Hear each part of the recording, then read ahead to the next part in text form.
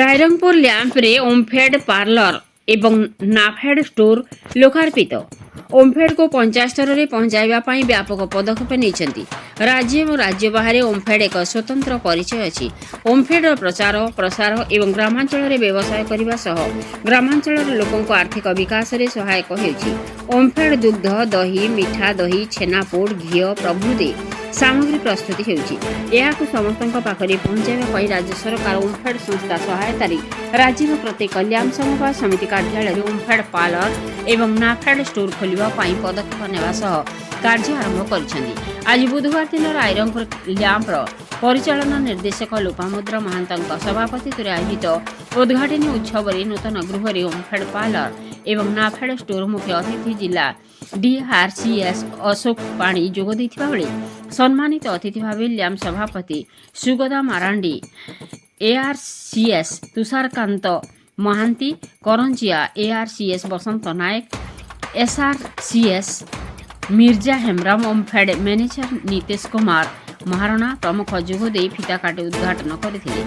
ଅତିଥିଗଣ କହିଥିଲେ, ଏଠାରେ ଚାଷୀ ଏବଂ ସ୍ୱୟଂ ସହାୟକ ଗୋଷ୍ଠୀଙ୍କ ଦ୍ୱାରା ଉତ୍ପାଦିତ ସାମଗ୍ରୀ ଉପଲବ୍ଧି ହେବ। ଚାଷୀମାନେ ଅଧିକ ଉତ୍ପାଦନ କରିବା ସହ ବିକ୍ରୟ ପାଇଁ ହଇରାଣ ହରକତ ହେବେ ନାହିଁ। ତେଣୁ ସମସ୍ତେ ସମବାୟ ସହ ଯୋଡ଼ନ୍ତୁ ଏବଂ ଅଧିକରୁ ଅଧିକ ବିଷୟ ଜାଣନ୍ତୁ। ନାଫେଡ୍ ଚାଷୀଙ୍କ ପ୍ରସ୍ତୁତି ଅଟା, ଚା, ହଳଦୀ, ବିରି, ମୁଗ, ବୁଟ, ସୋରିଷ ତେଲ ଇତ୍ୟାଦି ସାମଗ୍ରୀ ନାଫେଡ୍ ସଂସ୍ଥା ଦ୍ୱାରା ସରକାର କ୍ରୟ କରି ଲ୍ୟାମ୍ପ ଜରିଆରେ ବିକ୍ରୟ କରୁଛନ୍ତି।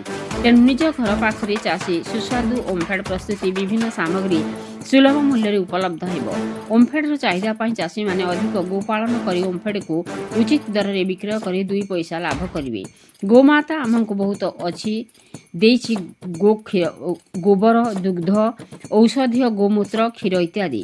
ଏହି କାର୍ଯ୍ୟକ୍ରମରେ ବହୁତ ଚାଷୀ ଯୋଗ ଦେଇଥିଲେ। କାର୍ଯ୍ୟକ୍ରମ ପରିଚାଳନାରେ ଆଶୁତୋଷ ମହାନ୍ତ, ସଞ୍ଜିତ ବାରିକ, ରୂପାଲି ମହାନ୍ତ, କୃଷ୍ଣ ମହାନ୍ତ, ଇନ୍ଦ୍ରଜିତ ବାରିକ, ବିଶ୍ୱକଳ୍ପିତା ମହାନ୍ତ ସହଯୋଗ କରିଥିଲେ। ମୟୂରଭଞ୍ଜରୁ ଅକ୍ଷୟ ବିଶାଳଙ୍କ ରିପୋର୍ଟ, ମସିହା ନ୍ୟୁଜ୍।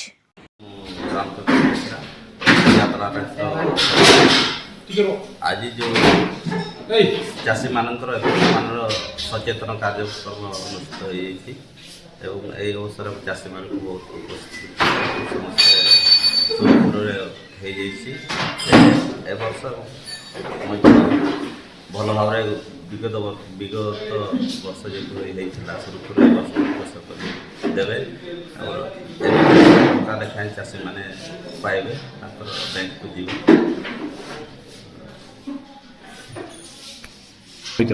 ଆଜି ହେଲା ଆମର ବୋଡ଼ାମତାଳିଆ ଏବଂ ବିଜାତଳା ନେଇକି ଦୁଇଟା କାର୍ଯ୍ୟକ୍ରମ ହେଇଥିଲା। ଏ ବର୍ଷ ଯେଉଁ ଧାନର ମାନ କିପରି ରହିବ? ଧାନର ମାନ ଯାଉ ଯେମିତି ଦିଆଯାଇଛି ସରକାରଙ୍କ ଅନୁଯାୟୀ ସେଇ ଅନୁସାରେ ଆଜି ସାର୍ମାନେ ସେମାନଙ୍କୁ ସଚେତନ ଦେଇଥିଲେ ଏବଂ ସେମାନଙ୍କୁ ଉନ୍ନତ ମାନର ଆଣିକି ମିଲରକୁ ଦେବେ, ଯାହାଫଳରେ ସେମିତି ଅସୁବିଧା ହେବ ନାହିଁ।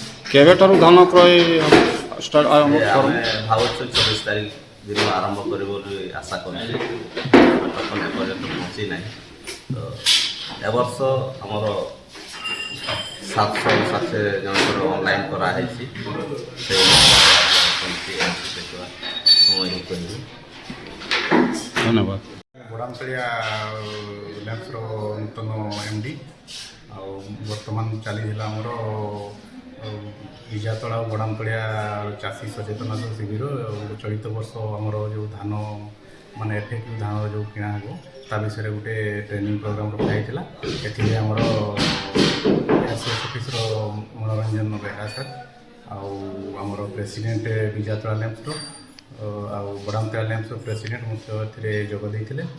ଆଉ ଏଥିରେ ଚାଷୀମାନଙ୍କୁ ସଚେତନତା କରାଯାଇଥିଲା କି FAQ ମାନର ଯେଉଁ ଧାନଟା କିଣା ହେବ ଏଥିରେ ତା'ର କ'ଣ ରହିବ ମାନର ମାନେ ଆର୍ଦ୍ରତା ଉପରେ ଆଉ କାଠି କୁଟା ଯେଉଁ ରହୁଛି ଆମର 1% ସେ ବିଷୟରେ ଆମର କୁହାଯାଇଥିଲା।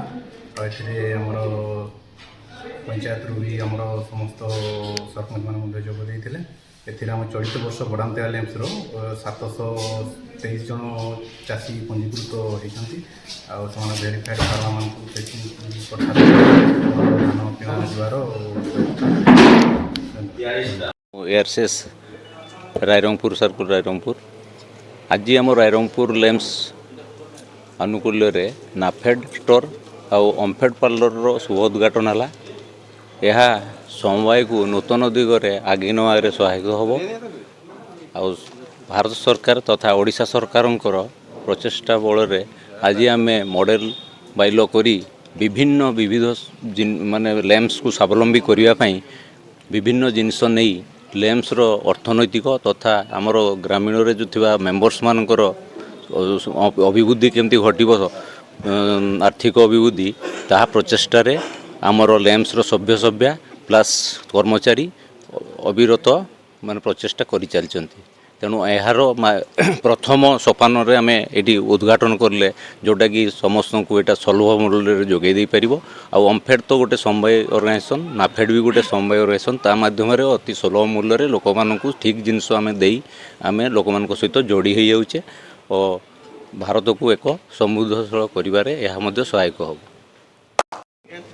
रायरंगपुर लेम्स रे आम दुईटी नूतन व्यवसाय आरंभ करने जाऊँ एवं नाफेड स्टोर एवं ओमफेड स्टोर आज उद्घाटन है।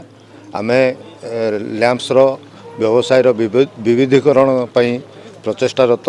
तेणु ये सब गोटे गोटे नुआ नुआ स्टेप आम नौ। धन्यवाद।